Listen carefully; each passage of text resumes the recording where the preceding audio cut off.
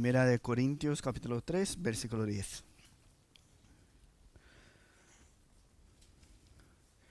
Conforme a la gracia de Dios que me ha sido dada, yo, como perito arquitecto, puse el fundamento, y otro edifica encima.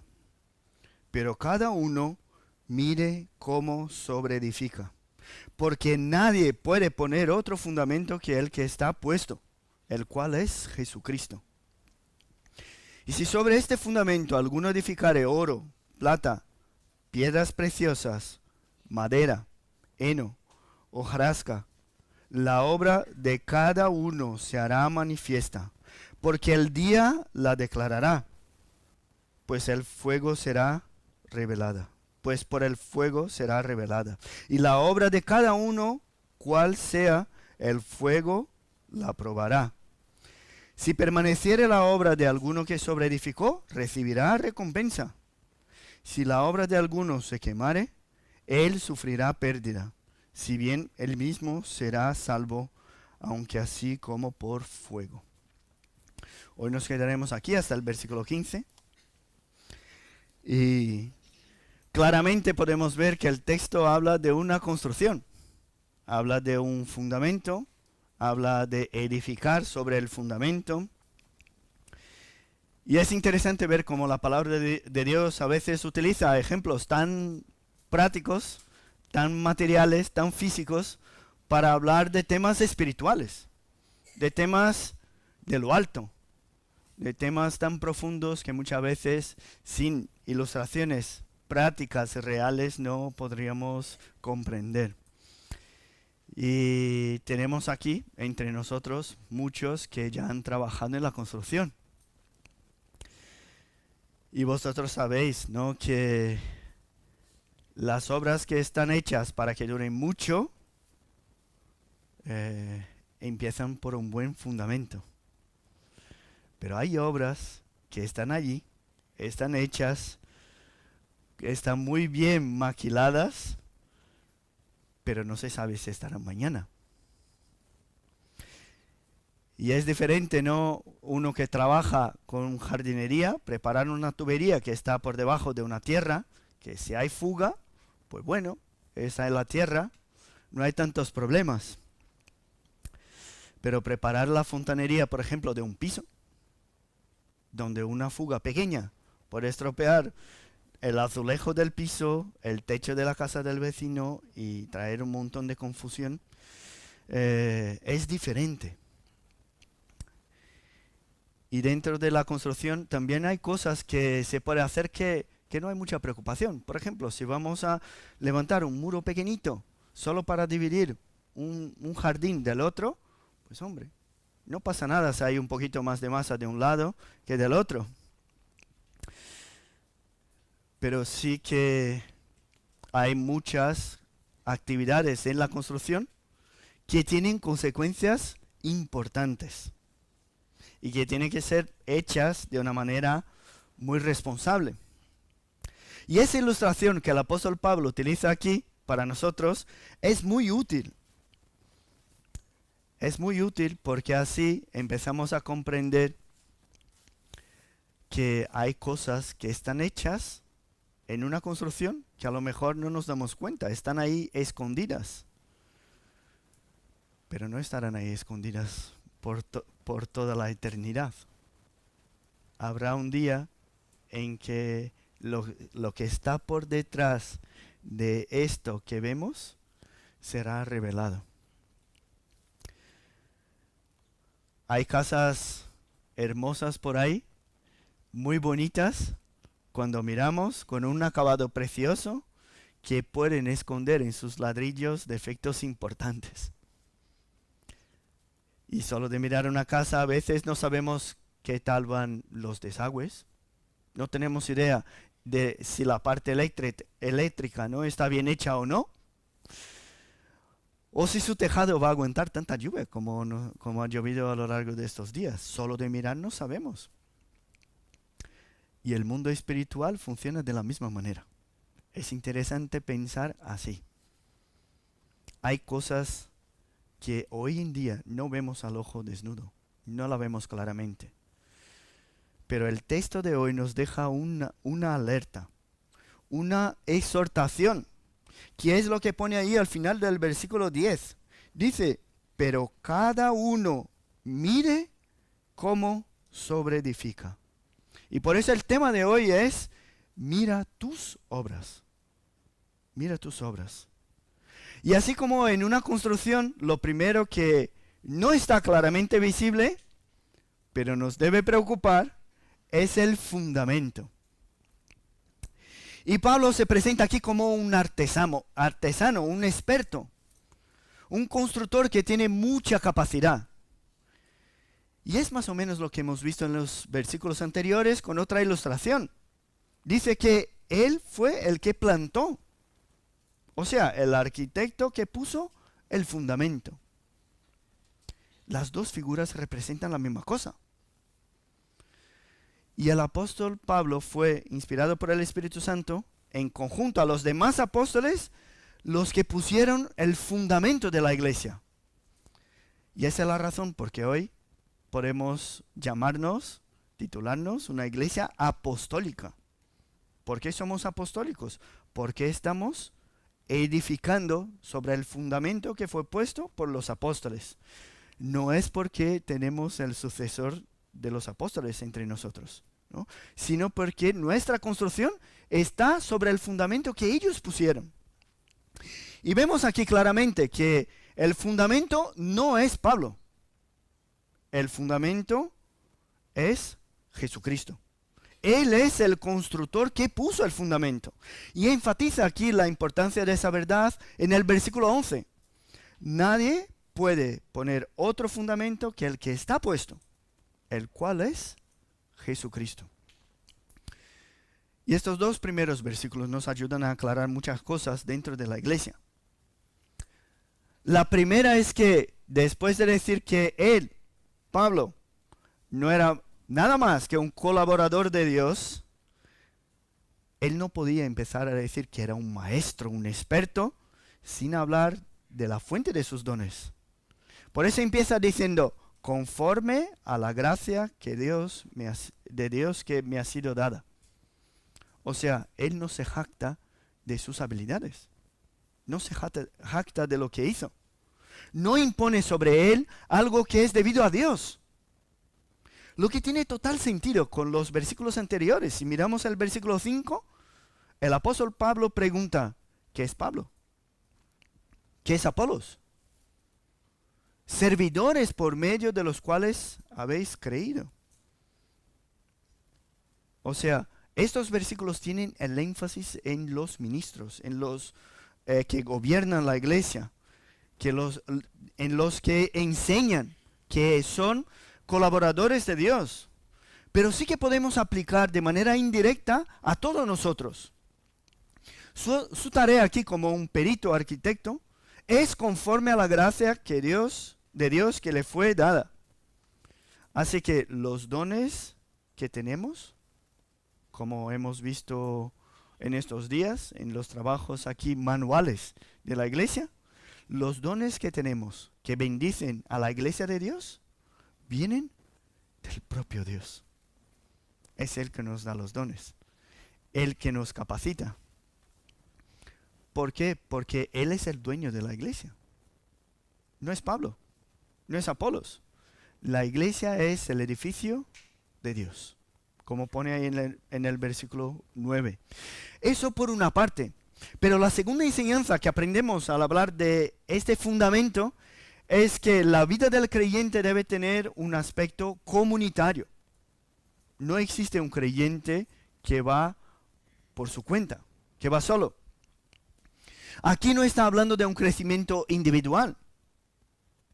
No está hablando de cada creyente, sino que habla de la iglesia de Dios, del cuerpo visible de Cristo.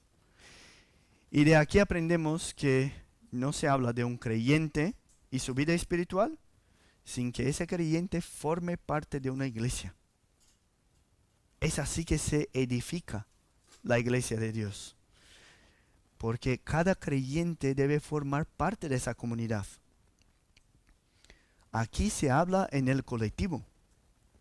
Pablo instruía las iglesias enviaba carta a las iglesias, entrenaba líderes para cuidar de las iglesias. Entonces, no podemos ignorar la importancia de eso que estamos viendo ahora por la tarde, que vimos ayer por la noche, de convivir, de tener comunión con los hermanos. Eso es algo importante que aparece aquí en estos versículos. Y lo más importante cuando hablamos del fundamento, nadie puede poner otro fundamento que el que está puesto, el cual es Jesucristo. O sea, Jesucristo no es un mero ayudante de la iglesia. Jesús no es simplemente un buen ejemplo que tenemos que seguir.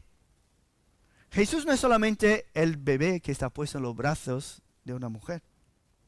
Jesús no es un accesorio. Y es curioso pensar en iglesias que tienen a Jesús como uno que le hace favores. Entonces yo me acerco a Jesús cuando necesito algo. Ahora, no podemos coger sus enseñanzas y decir que simplemente ha sido un modelo de ser humano y por eso tenemos que imitarle, ¿no? No podemos mirarle como si él fuese el milagrero de la iglesia que nos ayuda en las cosas que nos resultan útiles. Jesús es el fundamento. No hay otro fundamento. Él es la fuente de vida.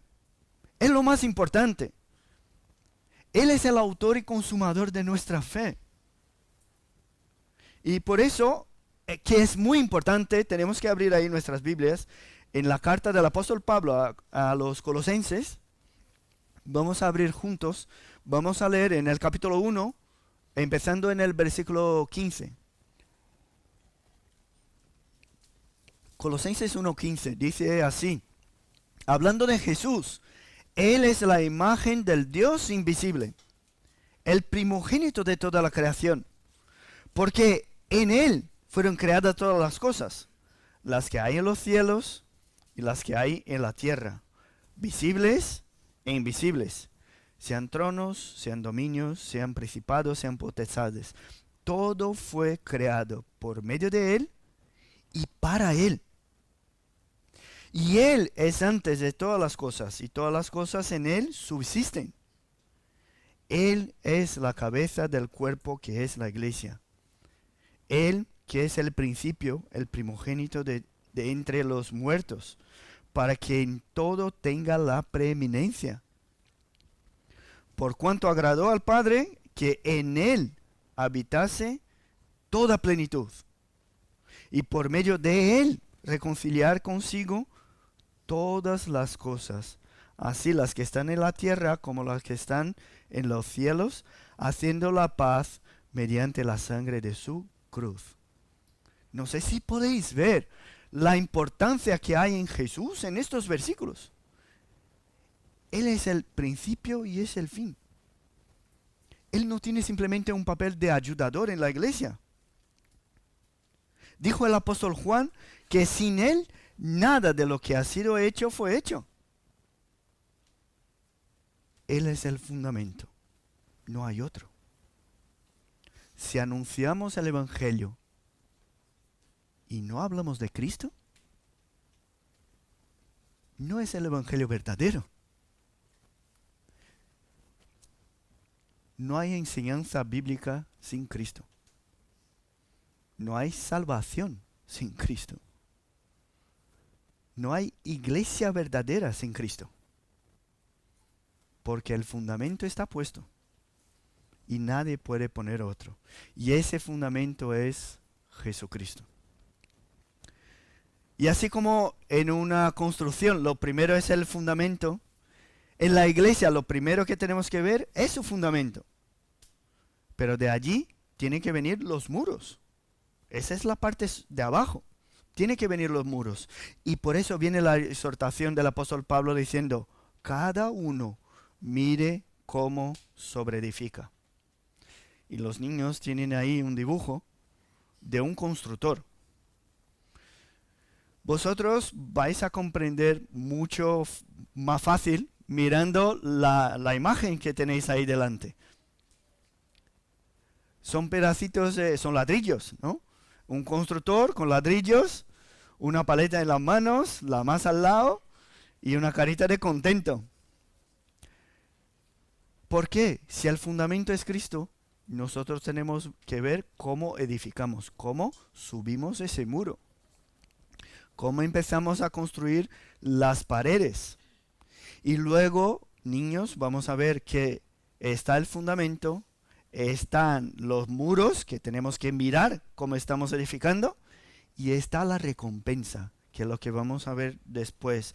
Pero ahora centrémonos en el muro. Porque a veces pensamos que si está basado en Cristo, todas las obras que hablan de Cristo constituyen un buen testimonio. Y eso no es verdad. La prueba está en estos versículos que dicen que algunos sobreedifican oro, plata, piedras preciosas, que está muy bien, tiene todo que ver con el fundamento, pero hay también quien edifique madera, heno y paja.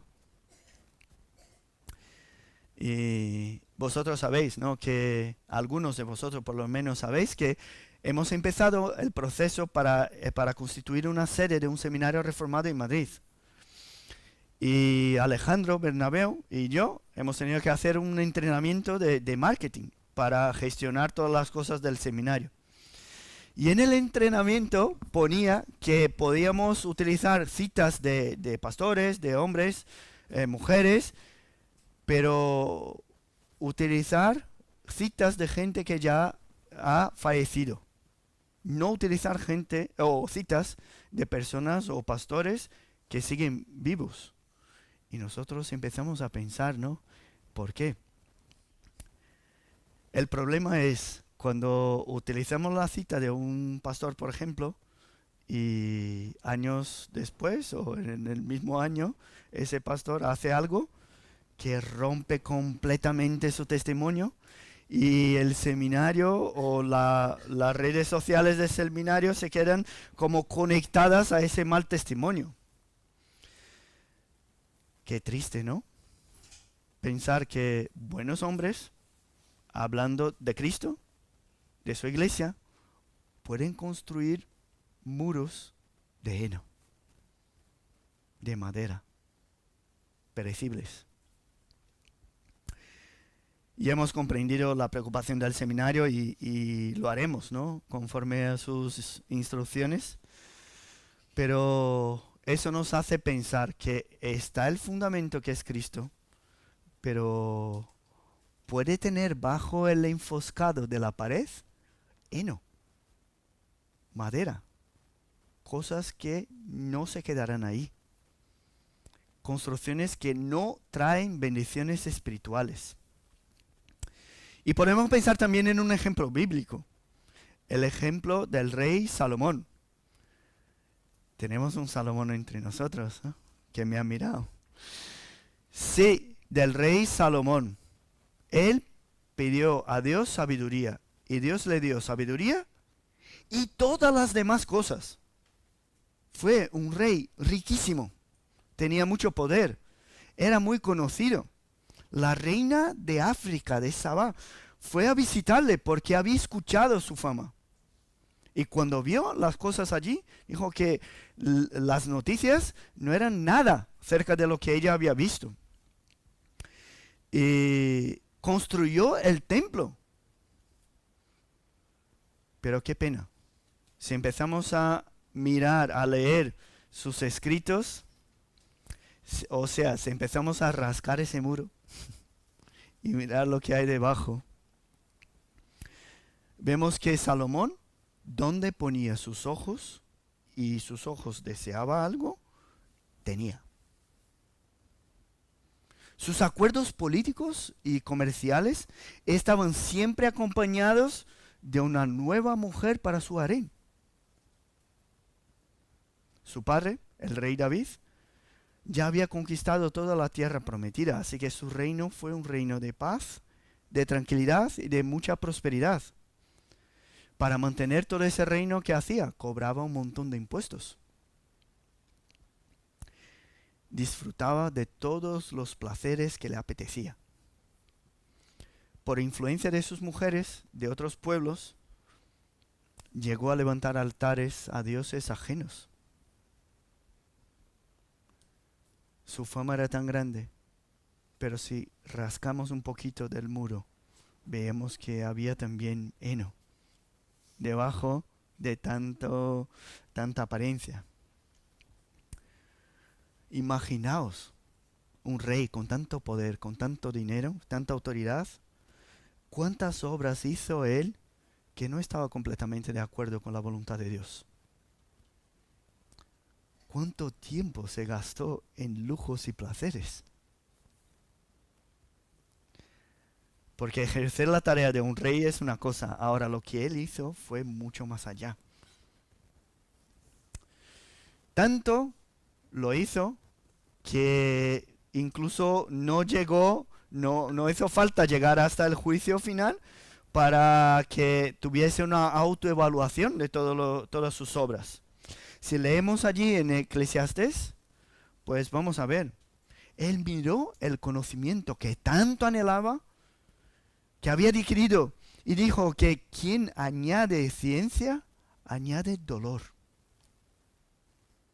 Miró sus obras, sus edificios preciosos, sus viñas, sus jardines, la plata, el oro, que amontonó en su reino, y cuando miró todo eso, vio que todo era vanidad.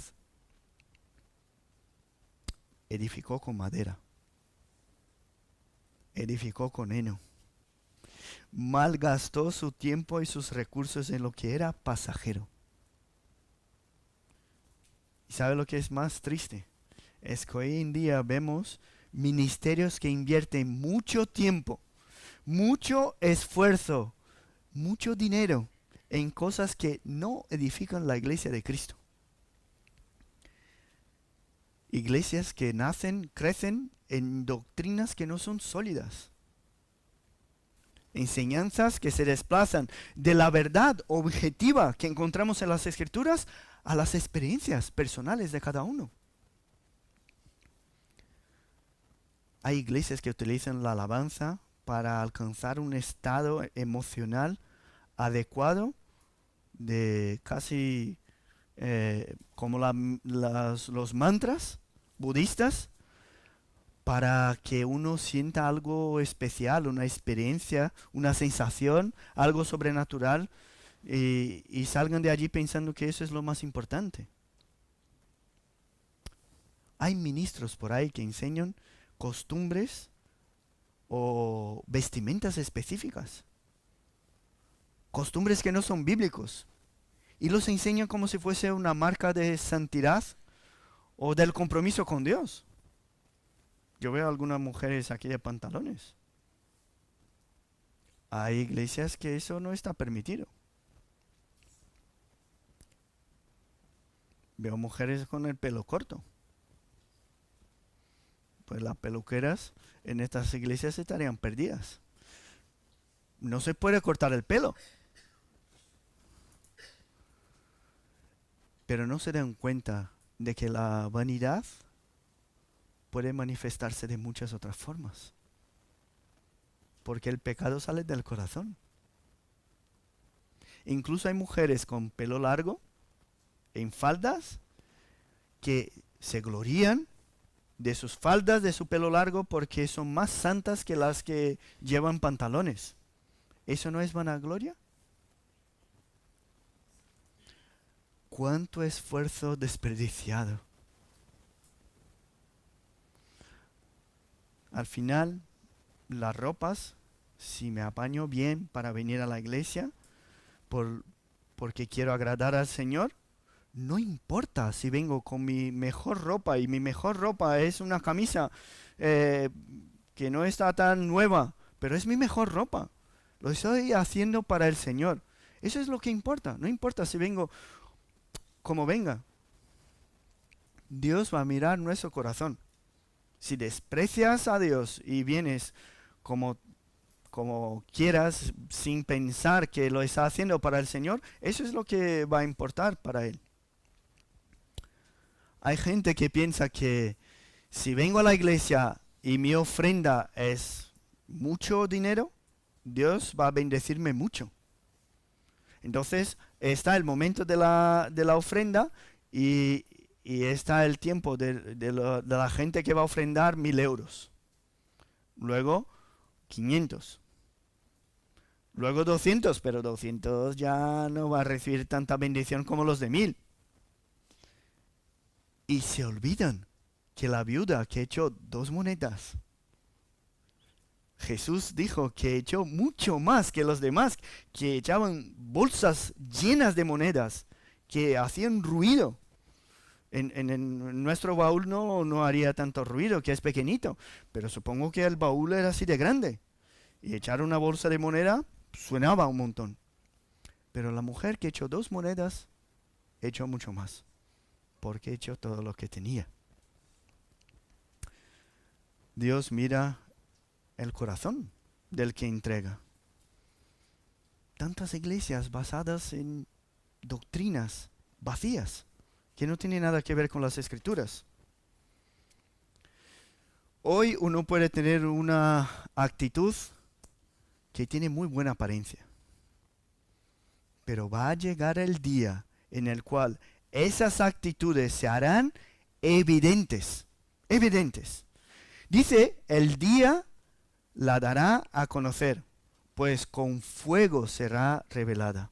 Y hay 2 detalles aquí que nos ayudan a comprender de qué día está hablando el texto. Habla del día y habla de ser revelado con el fuego. Y hay un texto del apóstol Pablo que dice que Cristo, de la venida de Cristo, dice que Él, el Señor Jesús, será manifestado desde el cielo en llama de fuego. ¿Qué día es este? Es el día de la venida de Cristo, el día del juicio final, el día en que todas las obras serán reveladas, todas ellas. Estaremos delante del justo juez y de ahí materiales como madera, como el heno o la paja, ya no pueden subsistir. Serán completamente quemados. Van a desaparecer. Voy a daros un ejemplo práctico. Por ejemplo, si un pastor hizo un buen marketing digital para atraer a muchos por las experiencias, las sensaciones, o las promesas de que él mismo promete y no Dios, y ha llenado iglesias con esas doctrinas, en el día que las llamas vengan, o sea, delante del justo juez Jesús, todo eso será considerado como sin valor. Un trabajo que no ha producido frutos espirituales. Un trabajo que no está construido sobre la palabra de Dios. Está basado en ficciones humanas. Te pregunto, ¿la iglesia de la que formas parte está siendo edificada con la palabra de Dios? ¿Tu vida espiritual produce crecimiento sólido y duradero de ese edificio que es la iglesia? Hay gente que está basado en una doctrina que espera un segundo bautismo. No sé si ya habéis oído hablar. El bautismo del Espíritu Santo. No es el bautismo de la conversión, es un segundo bautismo. Que da dones espirituales, dones de lengua. Y hay gente que se queda toda la vida sentada en un banco. Como no tiene estos dones, no ha sido bautizado por el Espíritu Santo y no puede servir en la iglesia. ¿Qué doctrina más fuera del contexto bíblico? Y qué prejuicio, ¿no? Qué daño hace a la iglesia del Señor. Si el fundamento es importante, por supuesto que el material de la construcción también es importante. Y hablando de esas 2 partes, ahora vamos a la tercera. Esa construcción tiene una recompensa. Y mucha atención. Esa recompensa de ninguna manera puede ser interpretada como la salvación. No es de la salvación que está hablando aquí el apóstol Pablo. Estamos hablando de los que están en Cristo, utilizan el fundamento que es Cristo, pero tienen obras como de madera o de oro y plata. O sea, estamos hablando de algo que viene después del fundamento que es Cristo. Y el apóstol Pablo no les quita la esperanza de aquellos que construyen con heno o con paja. Y eso es muy bonito. No les quita la esperanza de la salvación, pues comprende que están en Cristo. Están en Cristo. Pero la recompensa, el galardón, el premio que Dios nos dará por el servicio en la obra allí en el cielo, ese sí está relacionado con lo que hacemos. Por eso el único imperativo que aparece en el texto es: cada uno mire cómo edifica. Porque habrá un día en que cada uno de nosotros aquí va a comparecer delante de ese tribunal. Los que están en el libro de la vida, los que han creído en Cristo, estarán allí, justificados por Él. Pero estará también el libro de las obras, que será abierto. Y seremos juzgados según las obras que hemos hecho. Y si nuestras obras están conforme al fundamento que es Cristo, entonces recibiremos la recompensa. Y eso es lo que encontramos algo parecido en el versículo 8, que es el texto anterior. Dice: el que planta y el que riega son una misma cosa, pero cada uno recibirá su propia recompensa conforme a su propia labor. Esa es una recompensa que Dios nos da allí en la eternidad. Ese es el tesoro que Jesús, enseñando en el Sermón del Monte, dice que tenemos que acumular tesoros allí, donde el orín, la polilla no corrompen y ladrones no roban. Eso es, en otras palabras, levantar un muro de oro, de plata, de piedras preciosas. Porque un ministerio, una iglesia que está basada en las habilidades humanas, en el conocimiento humano, en doctrinas de las experiencias o del resultado, dice que allí ese ministerio va a ser expuesto como una farsa. Y estas obras arderán en llamas. Y dice que ese que construyó así se salvará como uno que sale corriendo de una casa en llamas. O sea, se queman las obras, pero como el fundamento es Cristo, se salvará Él. Pero sus obras no tienen ningún efecto. Sus obras son quemadas. Ahora, solo recordando, ¿cuándo es mismo que eso va a pasar? Allí, en el juicio final. ¿Por qué eso es importante recordar y comprender en el texto? Porque eso no está hablando de una purificación post-mortem. Porque la Iglesia Católica utiliza ese texto para hablar del purgatorio. Pero eso no tiene ninguna relación con lo que está enseñando el apóstol Pablo. Aquí está hablando del juicio final. De lo que va a pasar allí cuando Cristo venga a rescatar su iglesia. El fuego aquí no purifica a la persona, sino que prueba la calidad de su trabajo en la edificación de su iglesia. Eso es muy importante, porque aquí está la base, una de las bases del purgatorio. Y cómo ese texto fue importante para los de Corinto, no sé si os acordáis. Ellos tenían problemas con divisiones en la iglesia. Unos eran de Pablo, otros de Apolos, otros de Cefas, otros de Jesús. Y escuchar que el ministerio y los aplausos humanos, la aprobación humana, son despreciables, ya que vamos a ser juzgados por Dios y no por hombres. Eso seguramente les ayudaría a comprender que la lucha que tenían uno con el otro no tenía ningún sentido. Más que eso, el fundamento en Jesús debe venir acompañado de las doctrinas que derivan de esa fe en Él.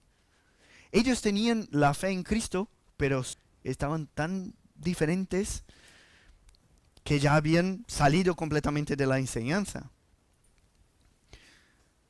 ¿Qué es lo que garantiza nuestra salvación? solo para ver si estamos todos aquí juntos. ¿Qué es lo que garantiza nuestra salvación? Es la fe que tenemos en Cristo. Muy bien. Pero ese fundamento debe guiar todas las obras que vienen por encima. Y esas obras reciben o no recompensa a depender de la calidad del material. Porque el fundamento debe cambiar toda la forma que tenemos de ver el mundo. Y esa transformación que Dios nos hace cuando estamos en Cristo debe venir acompañada de obras genuinas. Y esas van a ser recompensadas. No sé si os gusta escuchar que nuestras obras en Cristo, si son plata, oro, piedras preciosas, van a ser recompensadas en el cielo.